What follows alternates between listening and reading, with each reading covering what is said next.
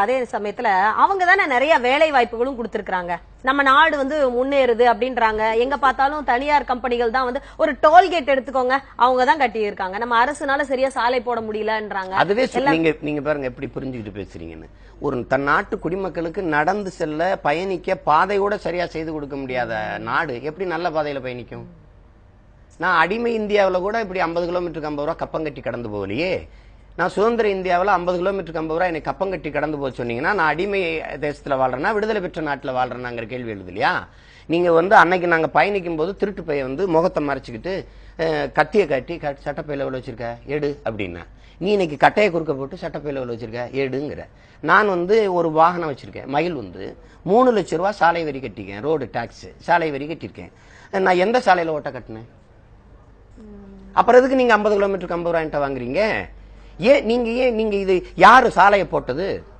சாலைக்கு பேரு தேசிய நெடுஞ்சாலை. ஏன் தனியார் போட்டான்? போட்டது அரசு தான். தனி முதலாளிக்கு ஒப்பந்தம் விடுற. எப்போதுக்கு ஒப்பந்தம் விடுறீங்க நீங்க? அவன் எவ்வளவு தூரத்துக்கு, இது எத்தனை ஆண்டுக்கு வசூலிக்கும்?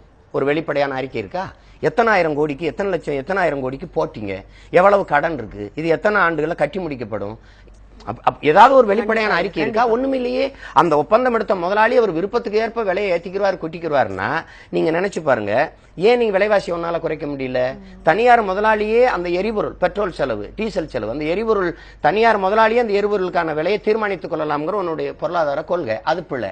ரெண்டாவது, இந்த சுங்கச்சாவடி. இப்ப மதுரையில ஒரு லாரியில தக்காளி ஏத்திக்கிட்டு சென்னை கோயம்பேடுக்கு ஒருத்தர் வாராரு. வரும்போது 3000 ரூபாய் அவர் இந்த சுங்கச்சாவடி கட்டணம் கட்டுறாரு. 3000 ரூபாய்க்கு எரிபொருள் போடுறாரு. இந்த செலவு உள்ள இருக்கிற தக்காளியில இந்த செலவுல ஏறிடுது. வண்டி வாடகை, எரிபொருள் செலவு, இந்த சுங்கச்சாவடி வாடகை ரெண்டும் அதுல ஏறிடுது. அப்ப 3 கிலோக்கு தக்காளி 30 ரூபாய்க்கு ஏறிடுது. அதனால நீ விலைவாசியை குறைக்க முடியல. அப்ப உனக்கு பொருளாதார கொள்கை தப்பு. நீ இந்த சுங்கச்சாவடி, அதனாலதான் இந்த இன்னைக்கு லாரி உரிமையாளர்கள்லாம் போராடுறாருன்னா இதுதான். அப்ப இது தனிப்பெரும் முதலாளிகளுக்கான தேசமா கூறு போட்டு 100 கிலோமீட்டர் ஒருத்தனுக்கு 50 கிலோமீட்டர் நீ பிரிச்சு வித்திருக்க. முன்னாடி எல்லாம் சாலையில பார்த்து போடா, ஒப்பம் ரோடா அப்படின்னு நாங்க கேட்போம். பேசாம போவோம். இன்னைக்குன்னா பார்த்து போடா, ஒப்பம் ரோடாடா இப்படி ஆடிக்கிட்டு போற அப்படின்னு கேட்டா, ஆமா எங்க அப்பம் ரோடு தான் சொல்லுவான். ஏன்னா தனி முதலாளிகளுக்கான சொத்தா மாறிக்கொண்டிருக்குது. அதை நீங்க உணர்ந்துக்கணும். அதனால தனியார் தான் நல்லா நிரூபிக்கிறாங்க, தனியார் தான் நல்லா நிரூபிக்கணும். அரசுக்கு வேலை என்ன? அப்புறம் எதுக்கு அரசு நாட்டை கலைச்சு விட்டுட்டு, இந்த அமைப்பை கலைச்சு விட்டு அதானிக்கு 5 வருஷம், அம்பானிக்கு 5 வருஷம்னு ஒரு ஒப்பந்தத்தை ஏலத்தை போட்டு போனேன். அதானி யார் அதிக விலை கொடுத்து எடுக்கிறது? 90 லட்சம் கோடி செலவழிச்சு நாங்களும் வரிசையில நின்று ஒரு நல்லாட்சி வந்துடும், நல்லா நடந்துடும். எதுக்கு இந்த வெற்றி கனவை எங்களுக்குள்ள விதைக்கிறீங்கிற?